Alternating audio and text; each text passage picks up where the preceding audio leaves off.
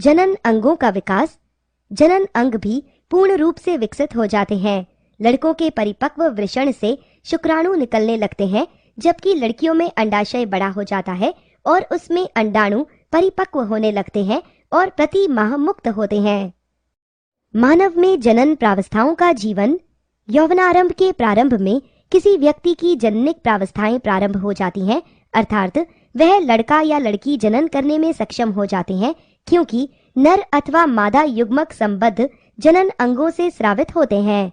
यह प्रावस्था में पुरुषों की अपेक्षा महिलाओं में शीघ्र प्रारंभ हो जाती है।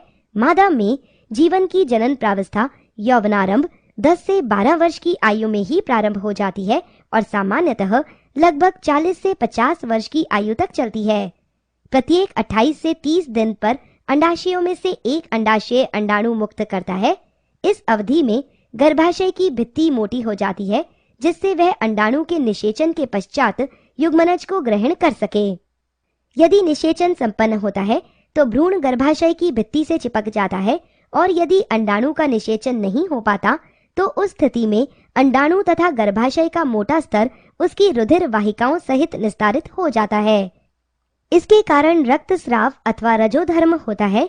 यौवनारंभ की शुरुआत के लक्षण प्रदर्शित करने वाले मासिक रक्तस्राव को ऋतुस्राव कहते हैं। जनन अवधि 40 से 50 वर्ष की आयु तक रहती है, जिसके पश्चात यह रुक जाती है। रजोधर्म के रुकने को रजोनिवृत्ति कहते हैं। ऋतुस्राव चक्र भी हार्मोन द्वारा नियंत्रित होता है। इस चक्र के अंतर्गत निम्नलिखित सम्मिलित हैं: अंडाणु का परिपक्वन, इसका निर्मोचन, गर्भाशय की दीवार मोटी होना, निषेचन न होने की स्थिति में उसका टूटना, यौवनारंभ में होने वाले परिवर्तन। अब हम यौवनारंभ में होने वाले परिवर्तनों के विषय में विस्तृत रूप से अध्ययन करेंगे। लंबाई में होने वाला परिवर्तन यौवनारंभ का सबसे महत्वपूर्ण परिवर्तन है।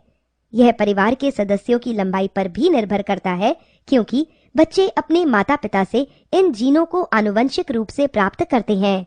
इस अवधि में वृद्धि के लिए पोषक भोजन लेने की भी आवश्यकता होती है। शारीरिक आकृति में परिवर्तन। यौवनारंभ में लड़कों के कंधे चौड़े, पेशियां सुस्पष्ट तथा छाती भी चौड़ी हो जाती है, जबकि लड़कियों में कमर का निचला भाग चौड़ा हो जाता है। गौण लैंगिक लक्षण।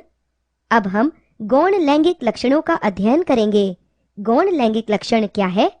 ये वे लक्षण हैं जिनके द्वारा नर और मादा में अंतर किया जाता है। लड़कों में चेहरे पर बाल उगने लगते हैं, अर्थात मूंछ तथा दाढ़ी और छाती के बाल। लड़कियों के स्तन विकसित होने लगते हैं। लड़कों तथा लड़कियों दोनों में ही बगल तथा जांघ के ऊपरी भाग अथवा प्यूबिक क्षेत्र में भी बाल आ जाते हैं।